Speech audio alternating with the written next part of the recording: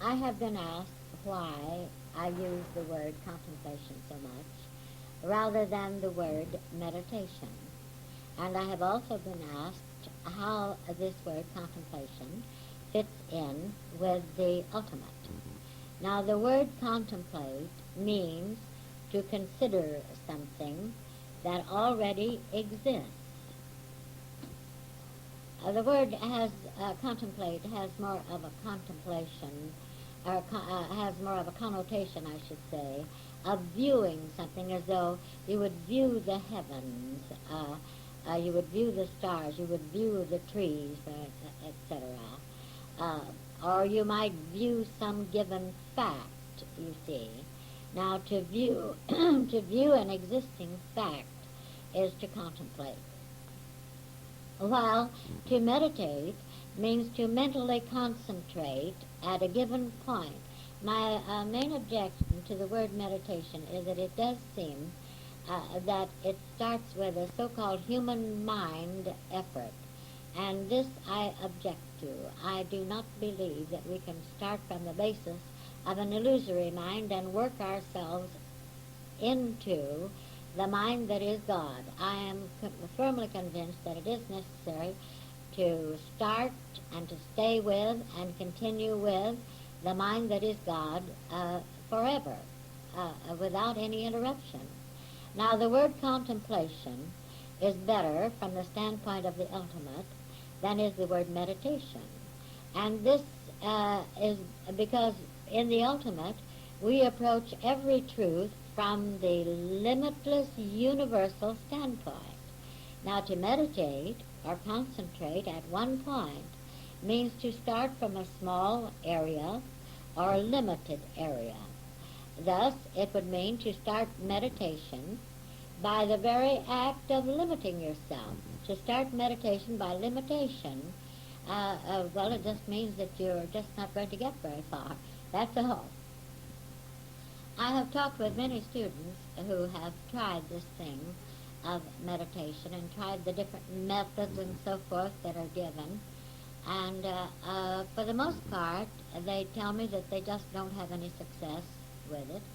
And I can understand this because, you see, the so-called human mind that attempts to meditate is that assumptive mind that is already illusory anyway.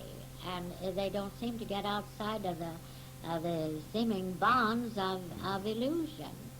So that's why they don't seem to get very far with meditating. But we don't do this when we begin our contemplation. Our first approach to it is a complete obliteration of the little illusory false sense of a human mind or a human being with a human mind.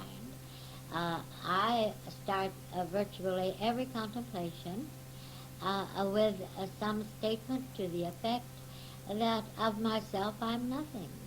In fact, I say, I don't know how many times during the day and night I will find myself saying, well, isn't it wonderful? Of myself I know nothing. Of myself I have nothing. Of myself I can do nothing or be nothing. Because God is all. God is the one mind, the only mind. And then I go on from that to the realization that this universal mind that is God comprises the universe. The universal consciousness that is God is conscious equally everywhere in the universe. And then I may consider the stars and the planets and the beauty of them and the immensity of the universe itself. And I may consider the beautiful, perfect order of the orbiting of the stars and the planets and the galaxies too. And I may consider the boundlessness of this universe. But I am aware of the fact that it is not a little so-called limited Marie Watts considering anything. I am aware of the fact that it is the infinite, universal, boundless consciousness considering itself, aware of being itself. And this is the primary difference between the words contemplation and meditation as far as we are concerned. Now, I did, to some extent, use the word meditation. That is, I used to, and I believe that in one or two places in the Ultimate, the book I mean, I think you will find the word meditation. But for the most part, even when I wrote the Ultimate, I was sort of shying away from that word meditation, and for the reasons I know now, for the reasons that I have just given. Now, I've also been asked to speak about that illusion that seems so prevalent, and that is the illusion of decayed teeth, deterioration, that sort of thing. Well, there are several things to be considered in regard to the teeth. There is one aspect of this that I think it would be well to contemplate, and that is that they certainly fix us up just beautifully with this thing called birth, because the claim is that we are born without teeth, and that if we live to a good ripe old age, that we must also die without teeth. Now here's the claim, that we are born incomplete, or with a body that is incomplete, and that we must also die with a body that is incomplete. Now, you see, this thing of birth is only the beginning of death anyway. And we seem to come right into this thing of birth as incompleteness. You know, we mentioned a little while, or we mentioned not long ago about this thing of a baby not being able to see things around it when it's supposed to first be born, that kind of thing. Well, there would be incomplete vision. And now there is the illusion also that a baby does not have teeth as yet. So there is this to consider in any contemplation regarding teeth. Now, any seeming bodily trouble can come, or generally does come, under two classifications. One would be imperfect substance, and the other would be imperfect activity. Now, however, the activity is always present, and it must be considered. There's no use to, sometimes when they speak of patients who are supposed to have tuberculosis, the so-called practitioners speak as though all that is necessary is to restore the substance of the lungs. Well, this isn't enough. This isn't true. Of course, we don't restore anything, because the substance of the lungs, as we know very well, is consciousness, and it never deteriorated, so it doesn't have to be restored. However, that's the general opinion about it, is that a so-called practitioner must just do mental work to restore the substance of the lungs that has deteriorated. Now, this isn't enough, but there is also activity to be considered. It doesn't make any difference what aspect of our existence we are contemplating. We cannot leave activity out of our contemplation. I mean, we cannot leave the aspect of this universal all called omni-action out of our contemplation. Now, so in all of your contemplation concerning teeth, their eternality, their immutability, it is well also to contemplate the fact that the essence which exists in the form of teeth, if teeth we have, this essence has got to be consciousness, but it's got to be an active consciousness. You see, the very moment that activity could cease in and as the teeth, why, this would mean that death was setting in, don't you see? The real mistaken concept about the teeth, called decay, really is death. You see, deterioration decay is supposed to be the death of the so-called cells, that kind of thing.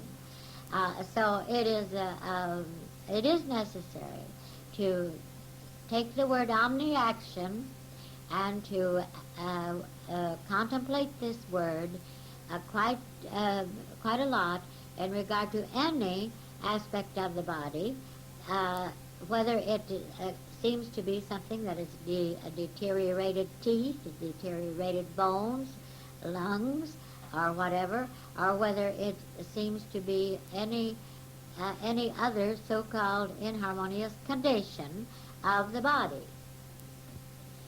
I think often in a case of this kind, where teeth are concerned, that we are accustomed to just feeling, oh well, we'll just go to the dentist, that's the sensible thing to do.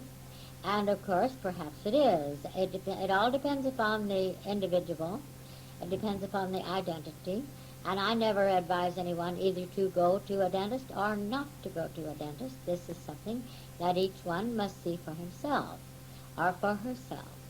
But in any event, whether you go to a dentist or whether you do not go to a dentist, it is well to consider the fact that the teeth themselves are not what they seem to be. That the substance of the teeth is as eternal as is the substance of the body itself.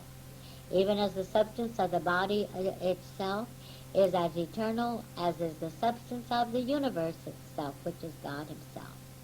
Furthermore, it is well to know the immutable nature of all substance, of all essence. And the immutable nature means that that which we call the teeth is made of consciousness, and that the consciousness that exists as this specific aspect of our bodies does not act in a way to destroy itself or to bring about its own deterioration or decay. Now, it wouldn't be intelligent, for consciousness, for intelligent consciousness, to act in this way. So it's a good thing to remember these, just such things as this, where anything seems to be going wrong with the teeth, such as decay or anything like that. Now, there is another word that's quite important in our contemplation in regard to teeth, and this word is completeness. Oh, well, in fact, this word completeness should be included in our contemplation in virtually everything we contemplate, because almost everything that seems to go wrong or to be wrong is a claim of incompleteness of one kind or another. There can seem to be incomplete health, incomplete supply, incomplete life, incomplete strength, incomplete joy, incomplete peace, or incomplete intelligence, or anything else. Particularly, it manifests itself, it seems to manifest itself as incomplete love and kindness and consideration and all of this. But right now we're speaking of teeth, and I do want to bring out this word, completeness. This word is of vital importance. Now you take the recognition of the fact that before ever the miasmic illusion of birth seemed to overtake you, you were complete. You've always been complete. And if teeth you have now, teeth you have always had, and teeth you are always going to have. Because there has never been one single moment in the eternity of your being and body that you have been incomplete. And to be without teeth would certainly be incomplete. So, I would, in all of my contemplation pertaining to what appeared to be an illusory sense of tooth decay, deterioration, loss of teeth, etc., I would insist upon the fact that the consciousness that comprises my body is complete eternally, and that I am aware of it, and that there is no vacuum in the completeness of the consciousness that comprises my body, And there is no vacuum in my consciousness of this fact. Furthermore, I would be very conscious of the fact that the substance of my body never began and that it can never end, because there is the illusion that the substance of the body begins and ends. We must consider the eternality of consciousness, which of course is the only substance there is, of the body, of the teeth, of the whole essence of the body. Now, wholeness, completeness, allness, entirety, all of this enters into this contemplation. Now, you know, often I have said that if a body were not necessary to our completeness, we would not be aware of having a body. And this is absolute truth. Now, this same thing is true of every aspect of the body. For instance, if what we call teeth, they're not what they seem to be, you know, but they do exist as consciousness. But if what we call teeth were not necessary to the completeness of the body, I assure you that we would not be aware of teeth. Now, this brings up another question pertaining to teeth, and that is the claim that they can become abscessed, that abscesses can form, and that sort of thing. And I'm glad this has come up, because this brings us to some very pertinent facts in this truth. Now, I'm going to speak to you for a moment about the universal economy.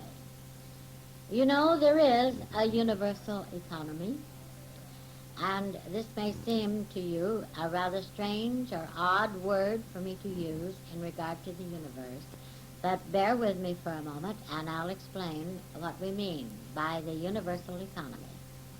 Now, we have stated and stated over and over again that this is a complete universe, and that everything that is necessary to the completeness of this universe exists in and as this universe. Now, we have also stated that everything, every aspect of this universe that is necessary to its completeness eternally exists. Now, we have said that a body is necessary to your completeness. And this means that right now it is necessary to your completeness. And if it is necessary to your completeness right now, it is eternally necessary to your completeness. And this is a universal fact. Now, if there could be one single item missing from this universe, if it were no more than a grain of sand or a missing tooth or a planet or whatever, if there could be one single item missing from this universe, for so much as a split second, in that second this universe would not be a complete universe any more than your body would be a complete body if for 1 second any aspect of this body could be missing, could be absent. Now, we have spoken just a moment ago about the illusion that something is added to the body due to a tooth trouble. Let's take it from the standpoint of temporarily, of an abscessed tooth. Now, they make quite a lot of this. Now here we have an illusion that something is added to the body, but remember, there is also a claim, an illusion that it takes activity to produce this unnecessary addition to the body. Now, if an abscess, I'm just speaking as though it were genuine, and of course we know it is not, but if an abscess were necessary to the economy of the body, to the completeness of the body, why then everyone in existence would have an abscess tooth, don't you see, or abscess teeth.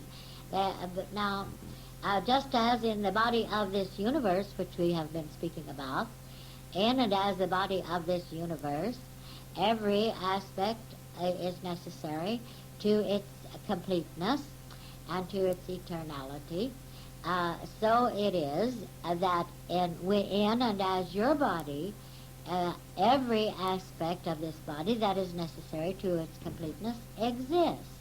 Now, for instance, in the economy of the universe, only that exists which is absolutely necessary to its completeness and to its perfect, eternal, harmonious fulfillment of its purpose, or we will say its functioning, its maintaining of itself eternally, its sustaining of itself as an eternal, universal body.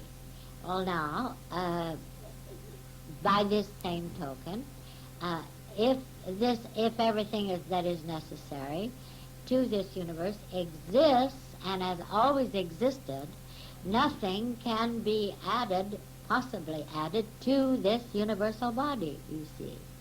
Well, by this same token, only that which is necessary to the completeness of your body can possibly exist, because it would interfere with the infinite universal economy itself. Now let me clarify this a bit. For instance, all of us know that even in what appears to be the human body, we have eyes, we have a nose, we have ears, we have lungs, we have a stomach, heart, liver, and et cetera, et cetera, et cetera. Now, don't mistake me. I'm not speaking of these aspects as though they are could possibly be material or human-born aspects. They're not. But nonetheless, each one of these aspects, there is a spiritual significance here as far as these aspects of your body are concerned. But now, you wouldn't say that everyone had an abscess, would you? Well, now, if an abscess were necessary to the body at all, it would be an eternal aspect of every one of our bodies, you see. For instance, this is a wonderful thing to realize if there seems to be some abnormal growth, if there is some illusion that a growth has developed in the body, calling itself a tumor or a cancer or some such thing as that. The illusion would say that although the body was complete, yet something was added to this body, that one person can have a tumor or a cancer, but that another person doesn't have a tumor or cancer. Now, I'm saying some very bad words here. I'm using the word person, and I'm using words that may give a connotation as though I'm talking about a body of matter, and I am not. But the point I wanted to bring out here particularly was that all of us have the same, well, let's say, types of aspects of the body in common. As I mentioned before, eyes, ears, nose, this, that, the other. All right? But all of us do not have such a thing as what would be called a tumor. Furthermore, a tumor is something that's supposed to come, and a tumor is supposed to be something that goes.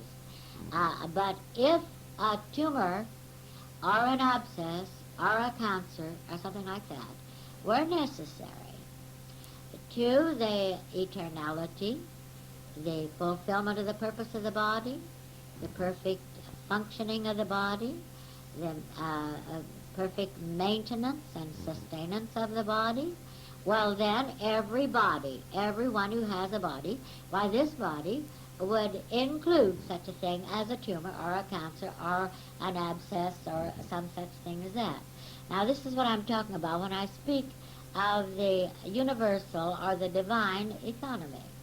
You see, it just isn't intelligent to accept, to believe in any such thing as something that could be added to one body that every other body does not include in its economy of being, you see.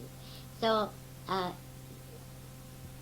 when anything seems to have been added to the body, why, you can contemplate the infinite, universal completeness, the infinite, universal economy. And now you see, we can see that there can be nothing added to the body any more than there can be anything taken from the body. Now, I have been asked to speak on the subject of marriage. Well, my goodness, there's so much to say on this subject of marriage that a whole book could be written on it. But marriage is really a pretty private affair, and no one can really advise a couple about their marriage. However, as I stated in my book of classwork, 3 Essential Steps, I know from experience that marriage can really be a beautiful and wonderful experience if it is a marriage. If it is not a marriage, it can seem to be a pretty tragic and terrible experience. Now, so often we imagine that a wedding makes a marriage, but nothing could be farther from the truth. It takes much more than a wedding to make a marriage. Oh, don't misunderstand me. I do agree that weddings are absolutely essential, and I feel that our society, as it seems today, would be in a very sorry state indeed if weddings were discontinued. So I'm not urging anything like a discontinuing of weddings. However, my point is that a wedding alone does not constitute marriage, and I will not repeat here what I have written in 3 Essential Steps about marriage, but I would like to augment some of the statements made in that book of classwork. For instance, everything in this universe is the fulfillment of a purpose. I mean, everything that is right, harmonious, and normal. And there isn't anything in this universe that is not right, harmonious, and normal. Anything, and normal, I should say. And anything that doesn't seem to be so simply does not exist. Now, this is an intelligent universe, and intelligence is active. The activity of mind must be purposeful. So the activity must always be that of the fulfillment of a purpose. Thus it is with marriage. Of course, most people believe that marriage is for the purpose of creating or to propagate the race. Now, there are certain statements that I cannot make here. There is a certain delicacy that enters into this activity, and it is impossible for me to make certain statements that I know to be true. But I can assure you that propagation of the race is not the purpose of marriage. We are very well aware of the fact that birth is an illusion. Then marriage cannot be for the purpose of creating children. This being true, assumptive man could not be a creator. And believe me, assumptive man is not a creator, no matter how much it might seem to the contrary. But marriage must fulfill some specific purpose. Otherwise, it just wouldn't be.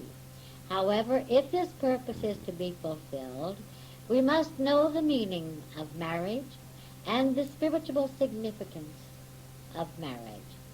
Now, many marriages seem to sail in troubled waters because there seems to be a possessive sense. One will try to possess the other, or perhaps each one will try to possess each other. Now, this is a false assumption to begin with.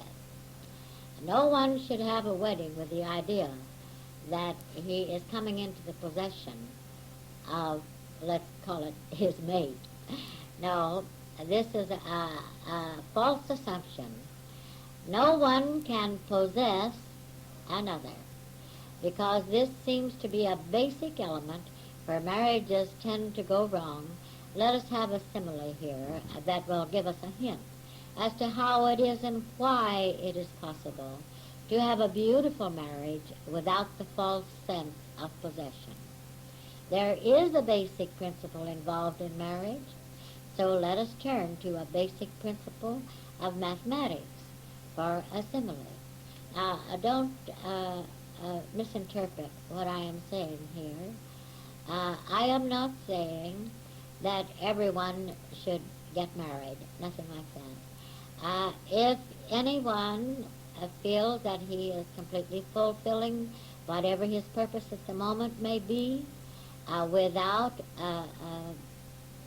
being married, and feels no need of companionship, feels complete, why certain it is that he is complete, and knows that actually each and every one of us is complete anyway. But I think what we're about to hear here is going to clarify this. Now, we're speaking of a mathematical principle.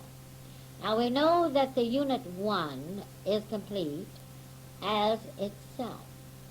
Now, we know that no matter what may be the number involved, 5, 10, 4, or 2, the figure 1 remains itself, complete. Why, even a million is only a million one. But the fact that it is written as a million simply does not take away for one split second from the fact that 1 is 1, and remains 1, remains what it is. Now, we know that the unit 2 is also complete, although it is comprised of 2 specific units 1. Now, although each unit 1 is complete as itself, yet the unit 2 is also a complete entity. Neither one of the numbers 1 is dependent upon the other. Neither one of them is responsible for the other. Above all, neither one of them possesses the other. It is just that there is a purpose to be served when the 2 unit 1s function as the unit 2 for the fulfillment of that specific purpose. Now let us perceive in what way this pertains to marriage. It is obvious that each identity is complete as itself. It is obvious that each identity is responsible for and to itself.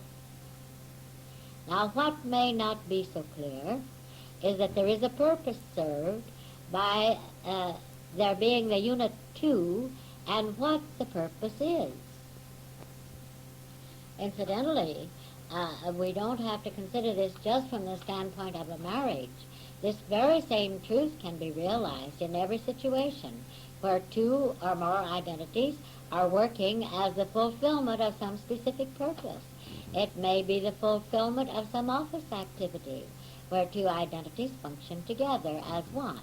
It may be some professional activity. For instance, I used to at one time play 2 piano numbers with another pianist, and we really functioned as one. That was our purpose, and we did beautifully at it. But then it may be that sometimes 2 authors will collaborate on a book, you see. Each one is that specific one, and yet they are functioning as one unit 2, don't you see, and for the fulfillment of a specific purpose. Now this brings us to another basic fact. No matter whether there are 2 or 3, 100 or 1,000, as I said before, the unit 1 remains the same. This is why it's absolutely impossible for any one of us to possess another.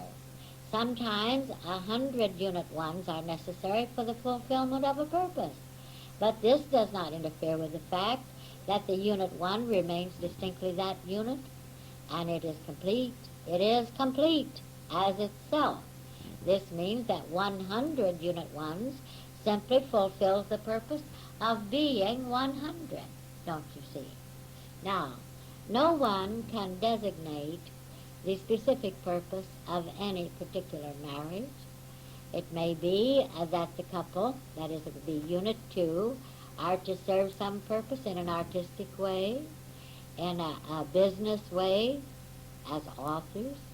It may be that they are just to serve the purpose of evidencing joy, peace, harmony, love, oneness. Who knows? But of one thing I am sure. A genuine marriage is the fulfillment of a definite purpose, and this purpose requires the unit two for its fulfillment at the moment. Now there is another question that seems to bother some of you, and this question is, what about tables, chairs, etc.? Do they really exist? Well, indeed they do exist.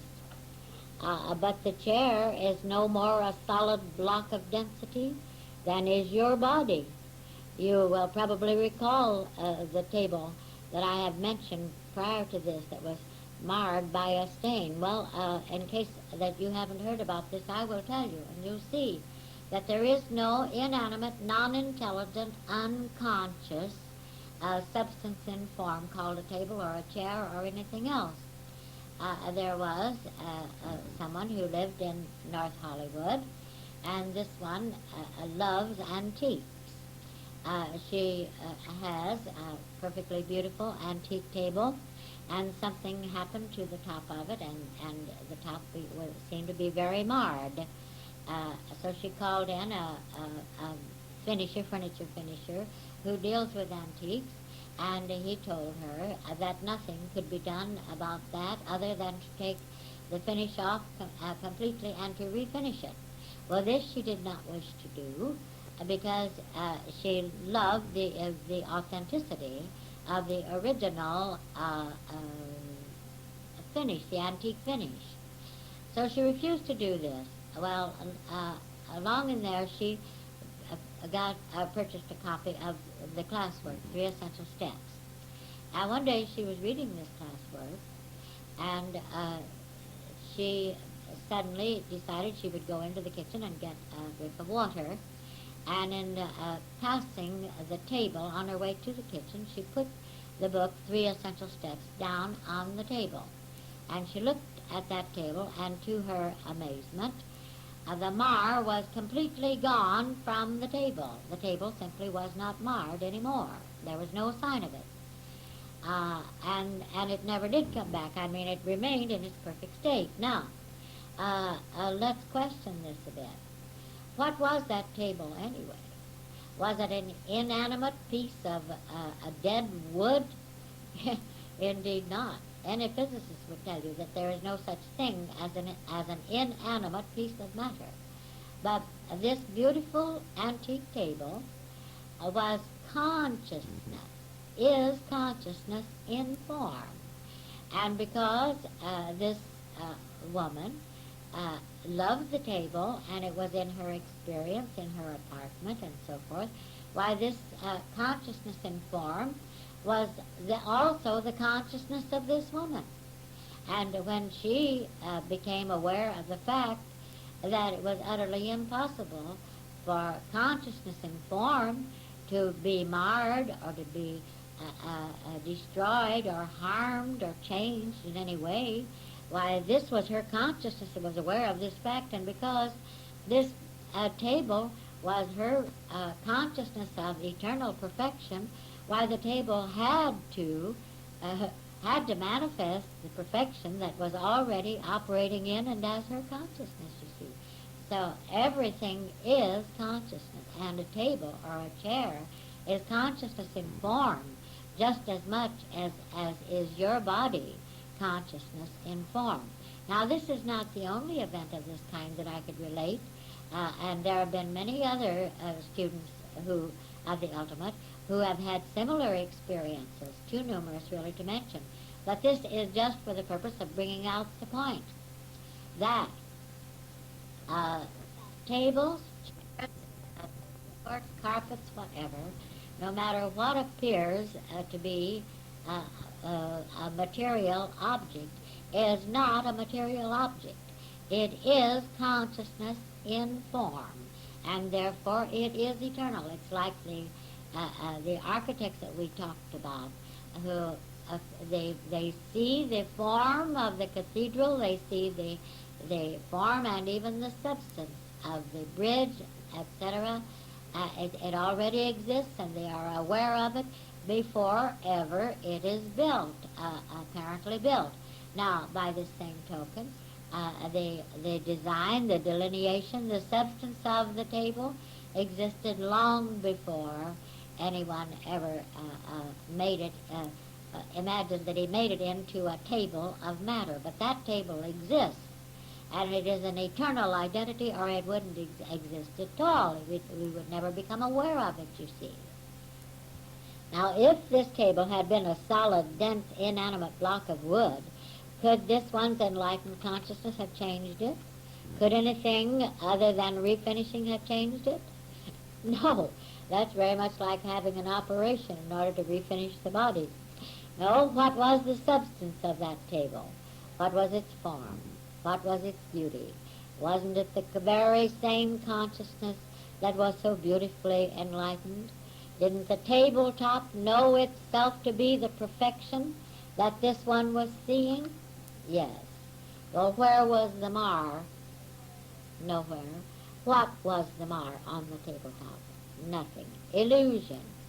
Now this brings us right back to our basic principle. What I see, I am. Or rather, seeing is being. We have said that our consciousness, or our awareness of being, is our entire existence.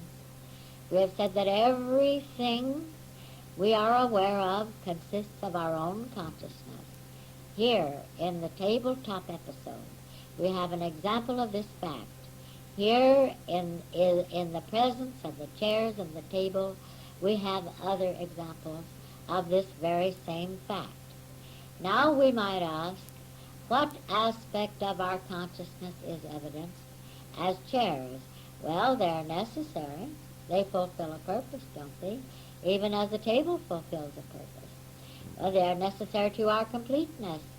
They are necessary to our harmonious living, being. So completeness is evidenced, enjoyment is evidenced, harmony is evidenced, convenience is evidenced, and generally even beauty is evidenced. Completeness, joy, beauty, harmony are all aspects of your consciousness. Now we know how true it is that the furnishing of our homes is an expression of our own tastes or preferences. Well, now we can perceive why our homes are expressions of ourselves. They have to be expressions of ourselves, you see, because they consist of our own consciousness. Now this same truth is true in the way we select our clothing, in the way we dress our hair or whatever. Oh, it is true in innumerable aspects of our daily experience. We just have perhaps not fully recognized why all of this is true. Now we know that we can see the beauty of the sunset and say, I am that. We can see the beauty of a chair, a painting, a rug, a tree, a flower, or whatever, and say, I am that. This is true, because now we know the genuine meaning of the statement, I am that I am. Now let us turn again to our universal awareness of being. We have discussed the universal rhythmic surge of omni-action. Now last year we discussed the specific rhythms, and the fact that they were all included in and as the overall universal rhythm. Now we have also spoken of the music of the spheres. Well, now I know what makes this music of the spheres. I will tell you what makes this perfectly beautiful, divine, heavenly music of the spheres. It is the surging, flowing, rhythmic activity of this universe in action. Anyone who has sat in silence in the forest has heard the wind in the trees. Why, years ago I said that this was music, that it had harmony and rhythm and even tonal pitch. But how faulty was my concept then. This is the end of Side 1. Please turn the cassette over for Side 2.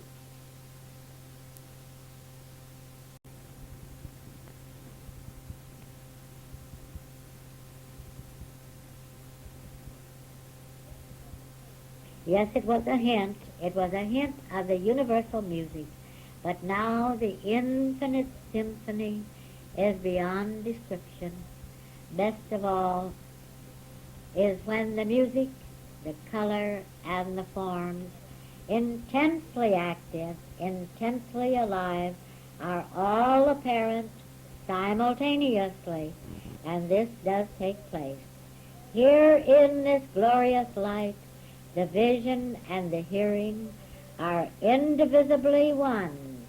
But this is not all. Oh no, this is not all. The glorious, omniactive, surging, flowing of all the rhythms of the universe are seen as well as heard. They are seen, they are heard, they are felt, and they are experienced. And the substance that is surging and flowing is pure, changeless, eternal consciousness. Here the living, loving, conscious mind is known to be all that exists. And there is no dividing line anywhere. Even as the colors of the sunrise and the sunset are indivisible, so it is that the life that lives, the consciousness that is conscious, the mind that knows, and the love that loves are indivisible. And this, beloved, is the conscious awareness of being all that we see. This is the conscious awareness of being all that we hear, all that we experience. This, beloved, is the conscious awareness of being all that we are.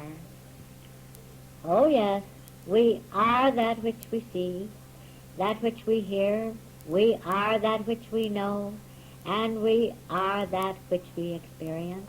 Why, heaven is here, and we are it. We are our own heaven. We are here, and we are heaven. Now I have been asked this question,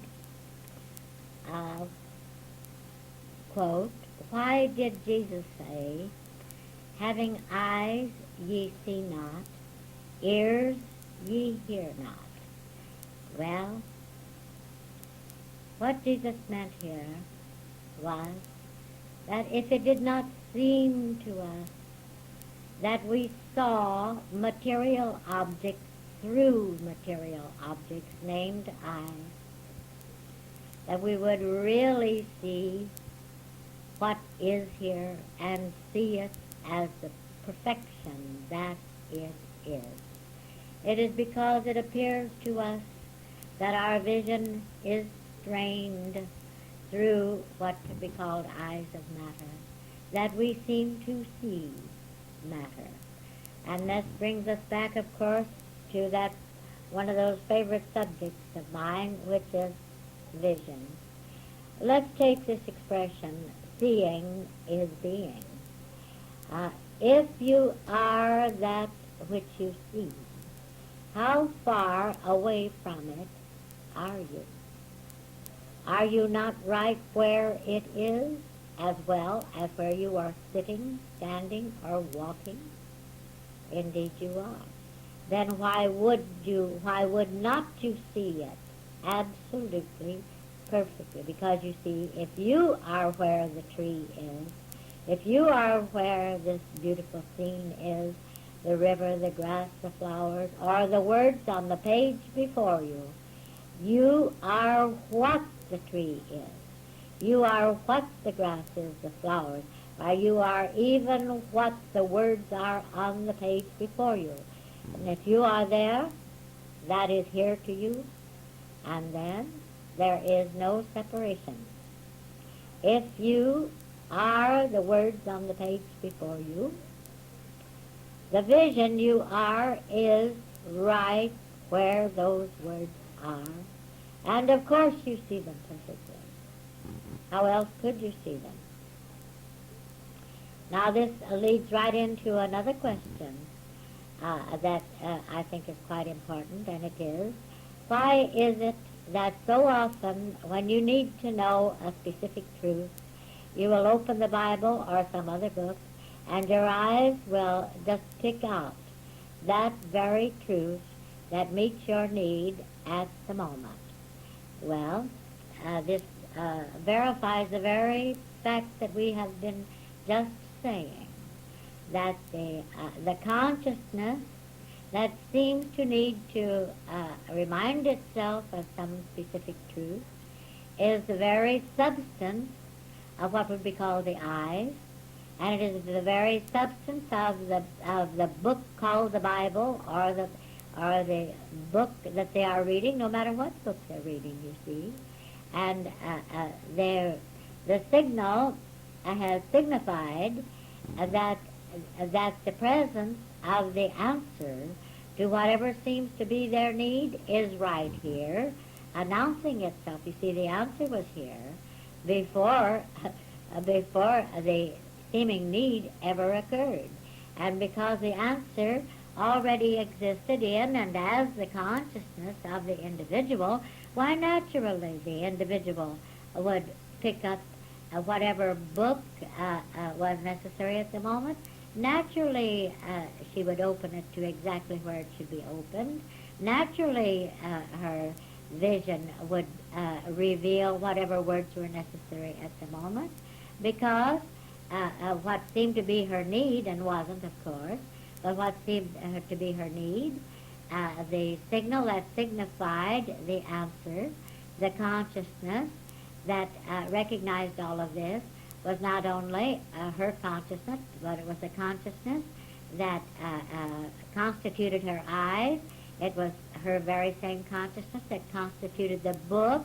It was her very same consciousness that constituted the letters on the page and the page itself, don't you see? So here again we have this perfectly beautiful truth of the omnipresence of whatever is necessary at the moment, whether it be vision, or whether it be a book, or the page of a book, or to see a beautiful scene, or to see this marvelous, beautiful sky with its stars and its galaxies. Oh, I'll tell you, we are so much bigger than we seem to know that we are at the moment.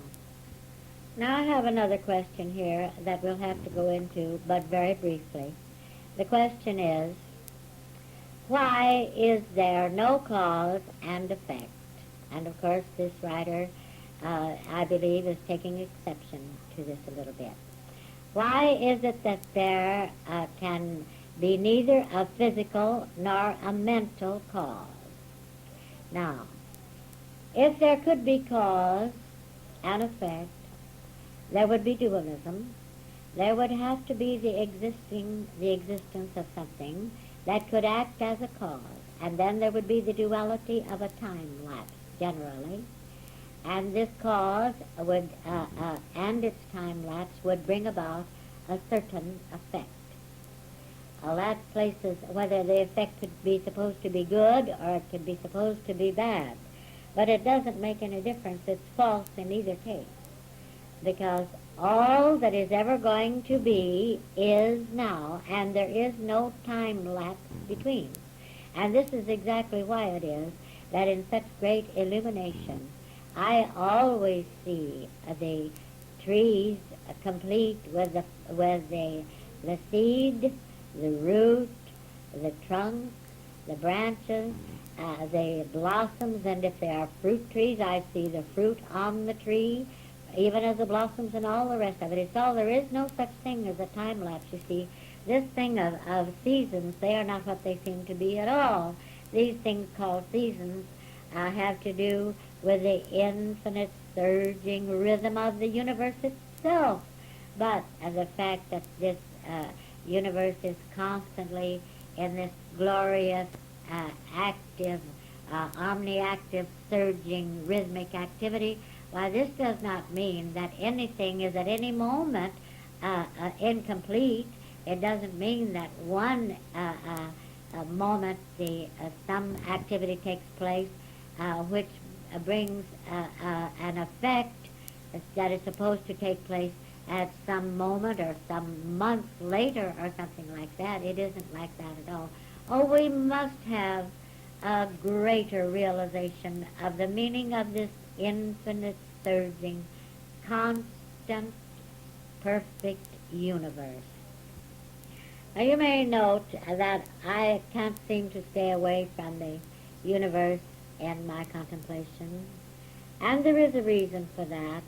You know, the awareness of the universe is just as necessary to the perfection of your body as it is to the perfection of the universe itself. I never shall forget when I first came out with the book, Three Essential Steps, and my husband first read it. He said, well, this is very fine. This is marvelous. But he said, I'm not really so much interested in the universe as I am interested in my own affairs. Well, I think this is quite a general feeling just at first, but not after a while. And, of course, he doesn't feel that way anymore now himself. But we cannot too often return to our consideration of the universe, and this is particularly true when we are contemplating anything pertaining to the body. Now, we can realize, as I said before, that there are innumerable aspects of the universal body, which is this universe. But we do need to be careful that we do not isolate these bodies into little blocks or little circles, you see, of any kind.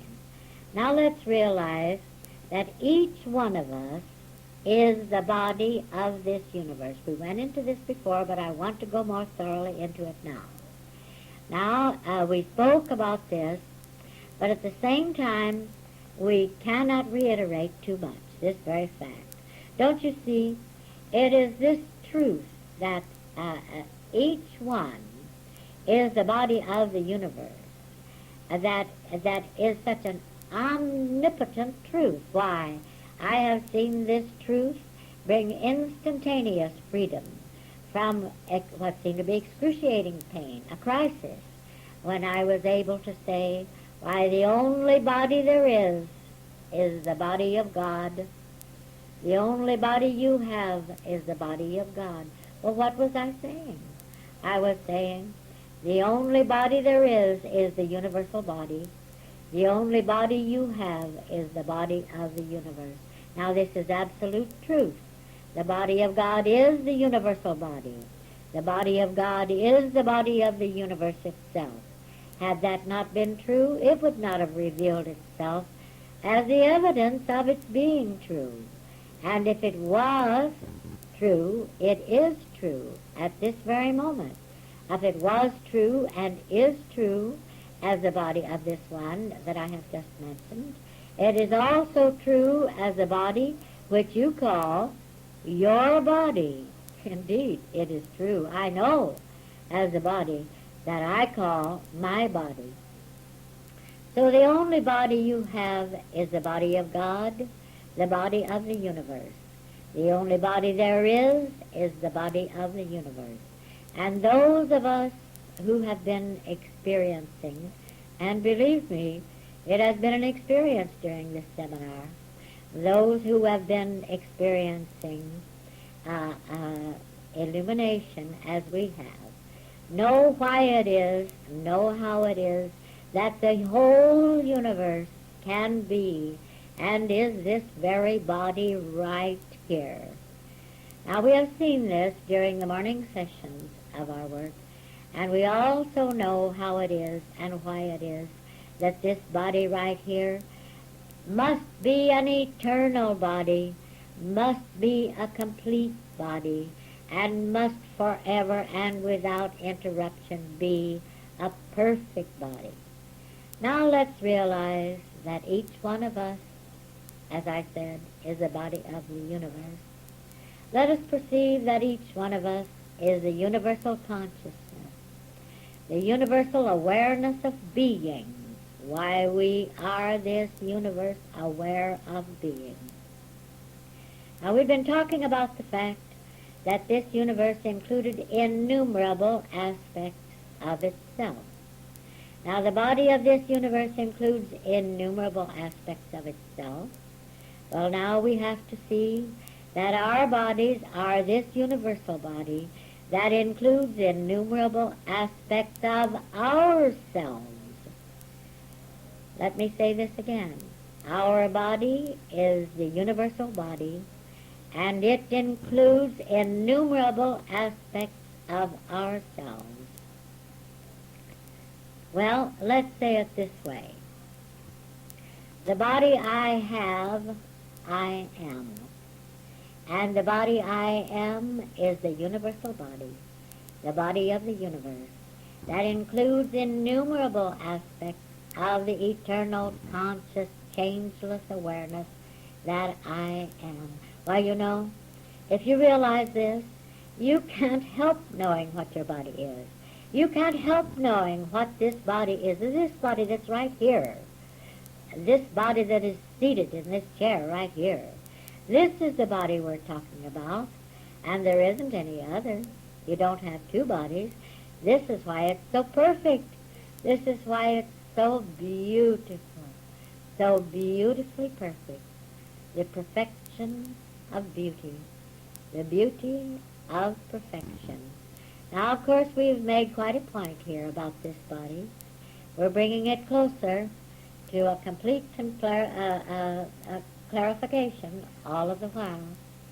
Now, the body of you, the body of me, is but one aspect of our universal body. Now, remember, you are the body of the universe. The universe is your universal body, and your body is one aspect of your universal body. Do you know that your universal body includes every star in the universe? Do you know that your universal body includes every planet and every galaxy in existence? And do you know that there isn't anything that can go on in this body right here that is not going on in your universal body? Well, this is true. It's absolute truth. This is activity. This is God in action. This is omni-action. Why, you don't have a poor little helpless, isolated body out here separated from your universal body, a little body that's misbehaving or acting in a way that it shouldn't, or that is contradictory to the activity of your universal body. Where does the universe stop and your body begin? No. This is why your activity has got to be perfect, don't you see? We have to see this now, because we can't go around anymore with poor little isolated bodies here that seems as though they can function differently from the function of our universal body. You have to see, actually see your universal body. Compare your universal body, including all of the stars and the planets and the galaxies, in their circuitous, glorious, surging activity. Why, compare these stars and these planets to that which seems to be the organs of the body. It's no different, not a bit. Now, I know this sounds outlandish, but this is absolute truth I'm telling you.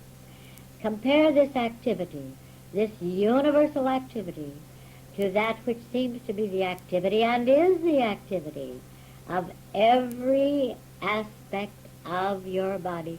You know, they say that so much of the difficulty of the body has to do with poor circulation, the circulatory system. Well, believe me, dear one, when I tell you that all activity in this universe is circulatory. This universe is immensity, and the circulation of all of the substance, all of the activity of this universe is positive. It never speeds, it never slows, it's never retarded, and it never begins, and it never comes to a stop, and it is never impeded, and nothing ever interferes with it.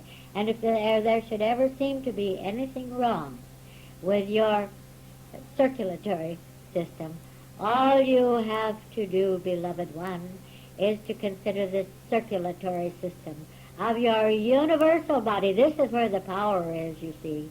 The power is in your recognition of the circulation, the rhythmic, surging, unobstructable activity that is going on in and as your universal body.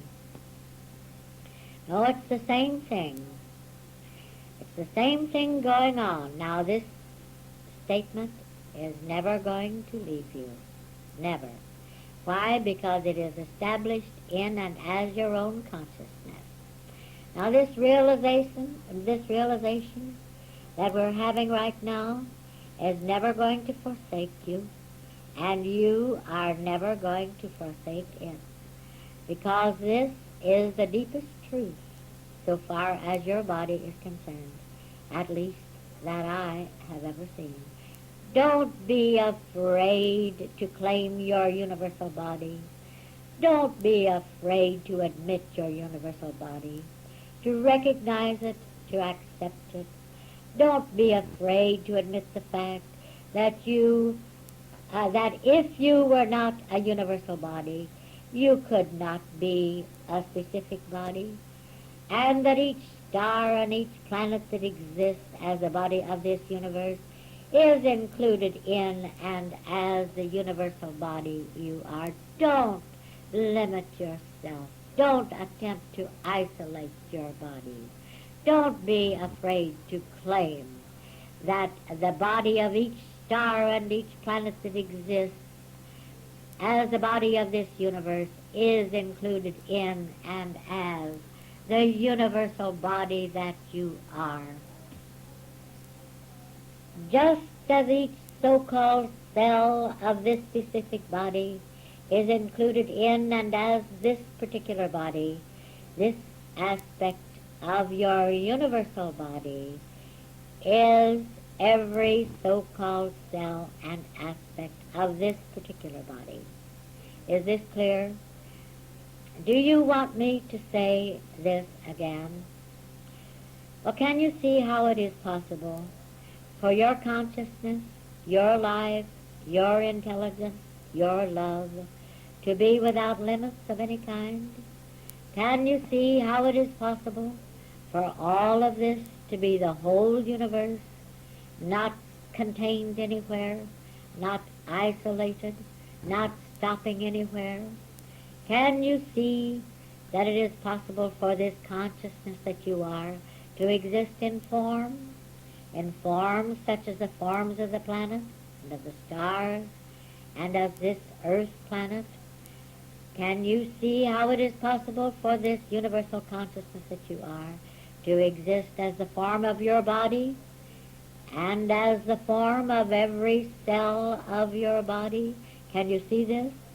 Can you see that because the consciousness that constitutes this body here is exactly the same consciousness that constitutes the universal body, which is all of your consciousness without circumstance, you understand?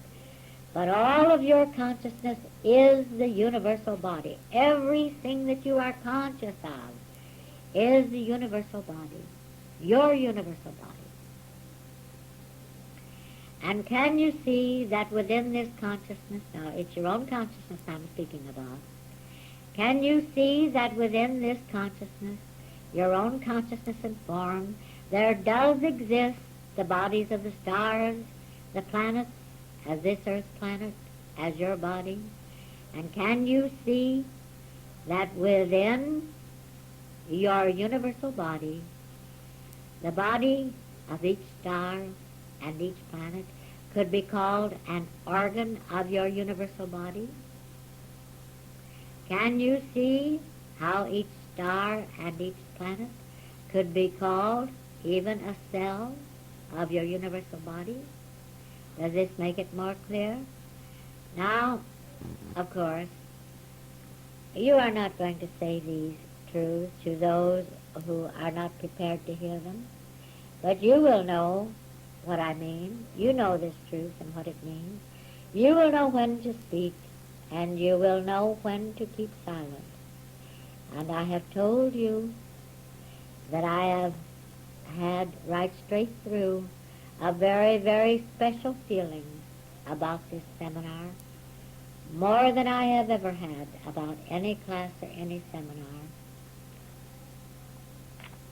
And we are going farther, and we are going deeper in this revelation than we have ever voiced before. You know that it has to come to this point, and by that I mean that you know that I am not revealing a thing to you. You actually already know everything that is being spoken here and that is going to be spoken in this holy hour. You know that we have seen the proof right during this experience that before I even spoke, the words were heard. Oh yes, it's been voiced right here. You heard it. So the truth was known before it was ever spoken. But I do, much as I am against giving advice, I do advise you to listen to this in silence, to contemplate this in silence, and not to try to tell anyone these beautiful truths unless you are absolutely sure that they are really ready to hear them, because this is very special. Yes, it is absolutely true that your only body is the body of the universe, and that everything that exists, every star, every planet, the earth planet, all that exists in and as your universal body is an aspect of this body, all indivisible, nothing divisible, no aspect separable from another aspect.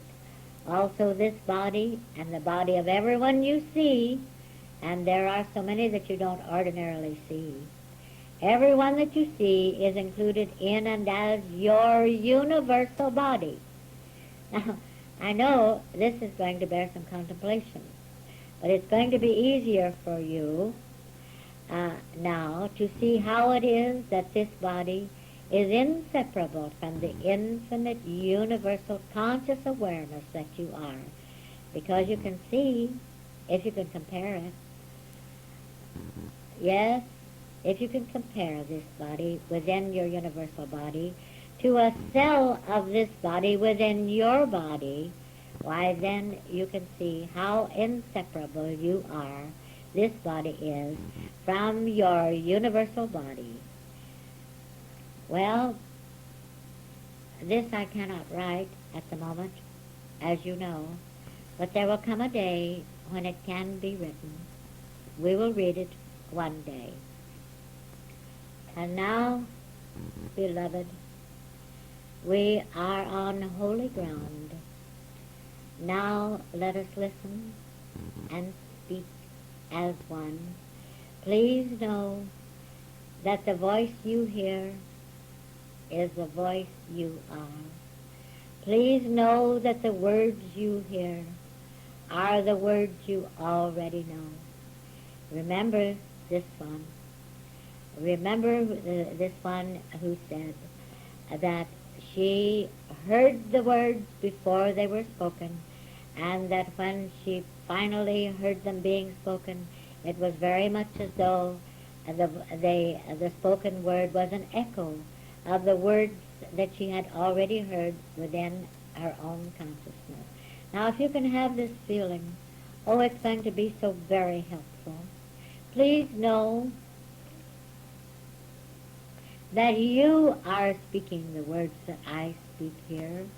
I am hearing the words that you are speaking, silently speaking, because these are your words.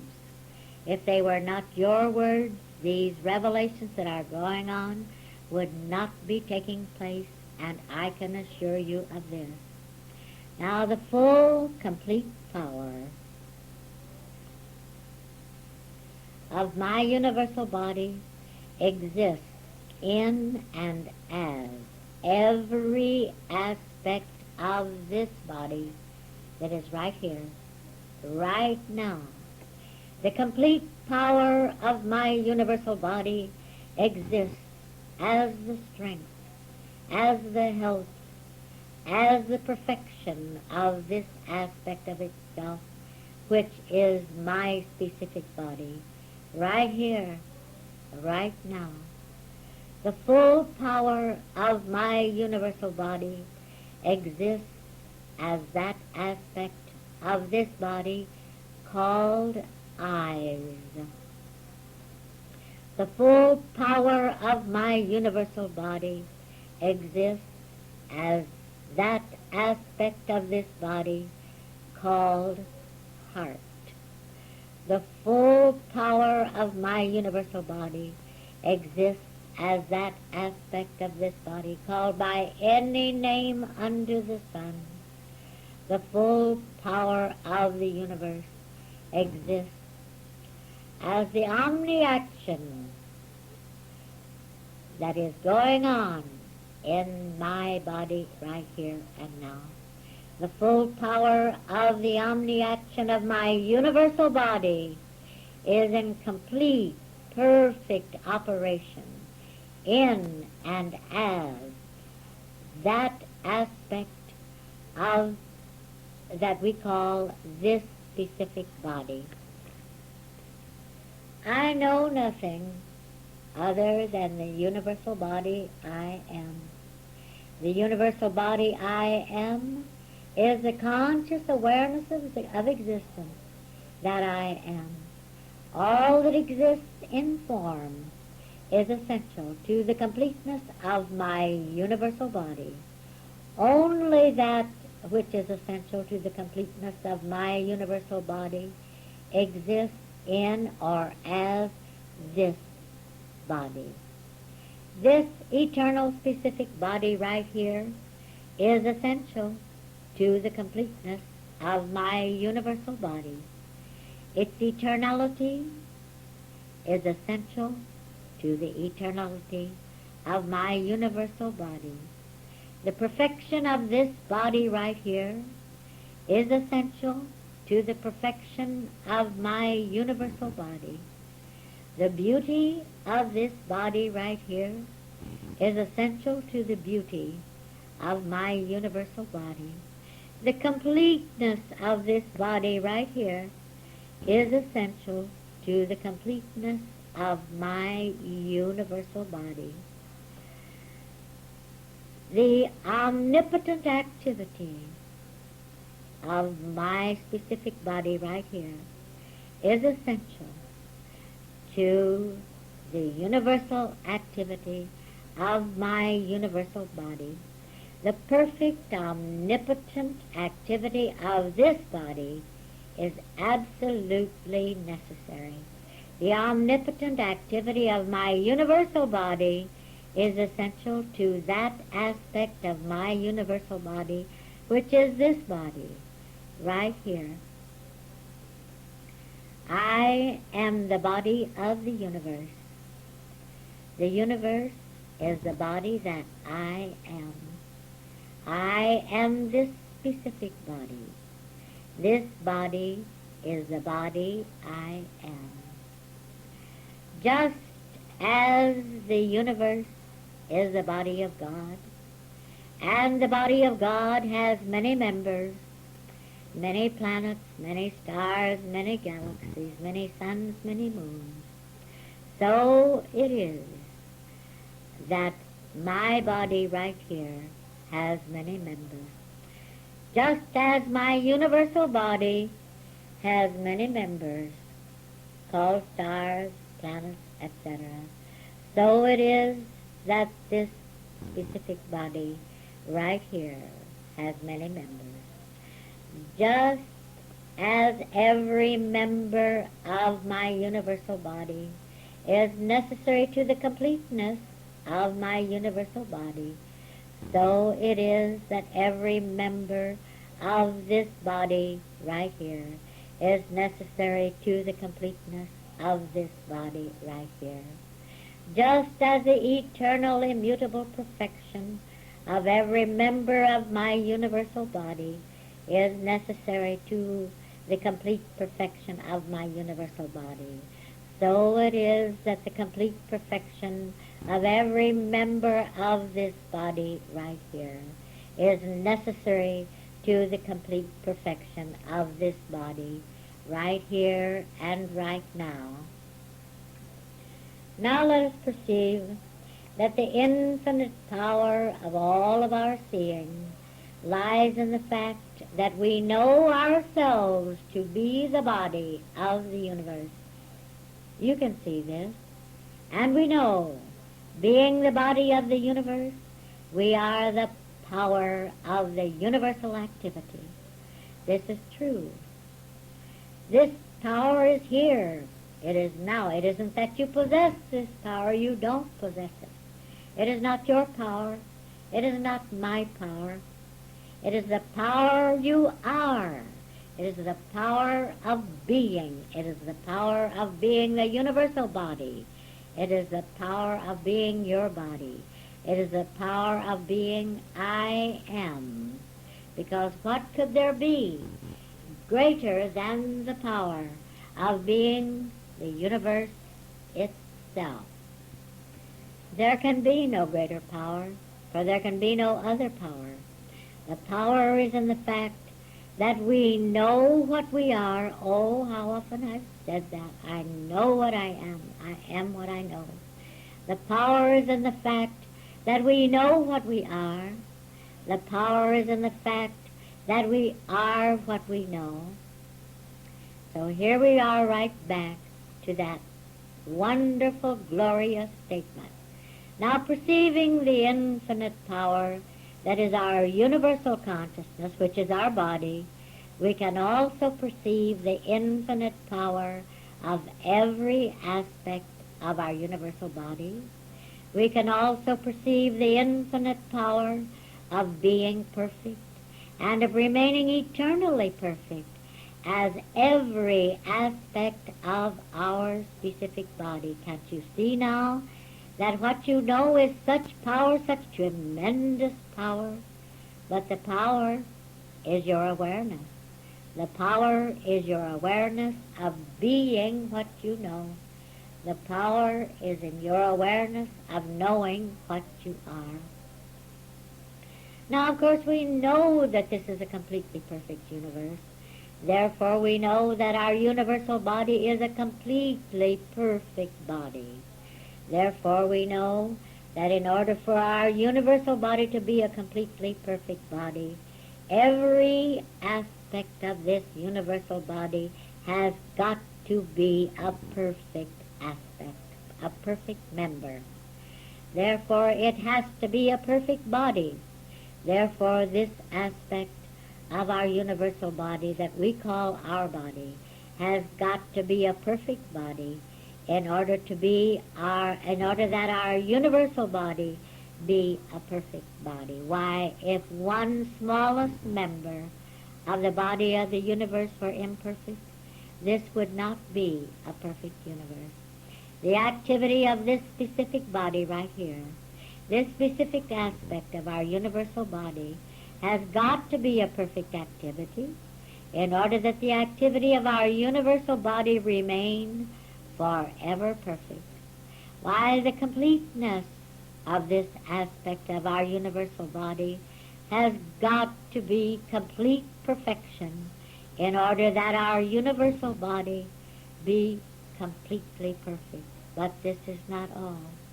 The eternal complete perfection of our universal body has got to exist in order that this body right here be eternally complete, even as the eternal complete perfection of this body right here has got to exist in order that our universal body be eternally and infinitely complete.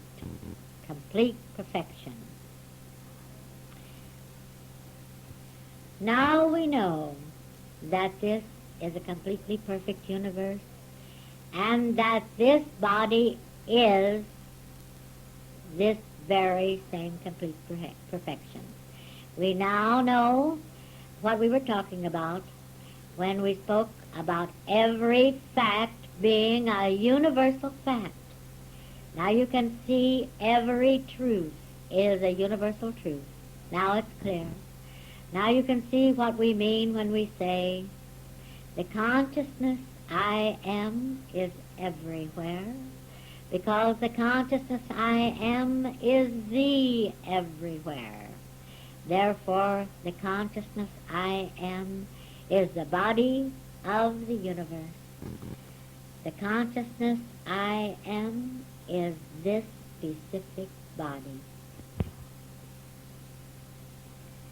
Now we can say, knowing that the universe is God, knowing that the universe is the body of God, and the body of you and of me, let's just bring it right to this perfectly wonderful word, God, which says it all. God is all is God. I am thus. God exists as the I that I am. God is whole, complete, perfect, pure, immutable, living, conscious mind. Do you realize that we are speaking of your universal body and your specific body? The life that is God maketh me alive. I could not help being alive, for I of myself am not alive. It is God who lives as my life. The mind that is God maketh me intelligent. I could not help being intelligent, for the God that is this universe is intelligent as my intelligence. The consciousness that is God maketh me conscious. The purity that is God maketh me pure. The eternality that is God maketh me eternal. The perfection that is God maketh me perfect. The love that is God maketh me loving. The vision that is God maketh me see. The completeness that is God maketh me complete. The wholeness that is God maketh me whole. The limitless, boundless infinity that is God maketh me infinite, boundless. The immutability that is God maketh me immutable. The conscious eternal existence that is God maketh me exist, and the conscious eternal existence that is God maketh me exist consciously and eternally. I have no choice either to be or not to be. I have no choice either to be eternal or temporal. I have no choice either to be perfect or not to be perfect. I have no choice either to be or not to be alive. I have no choice either to be, either to see or not to see. I have no choice either to be conscious or not to be conscious. God is, thus I am. It is as simple, as beautiful, and as unqualified as these 4 words. God is, thus I am. Oh yes, we are that which we see, that which we hear, that which we know and experience. Now we can say, I am the wind that sighs in the trees. I am the leaf that sways in the breeze. I am the ripple of water that flows. I am the luminous beauty that glows, the iridescent splendor. I am the rhythm of all moving things. I am the song of the bird as he wings his effortless way, be it day or night. He can never be lost, for I am light, the ever-living splendor.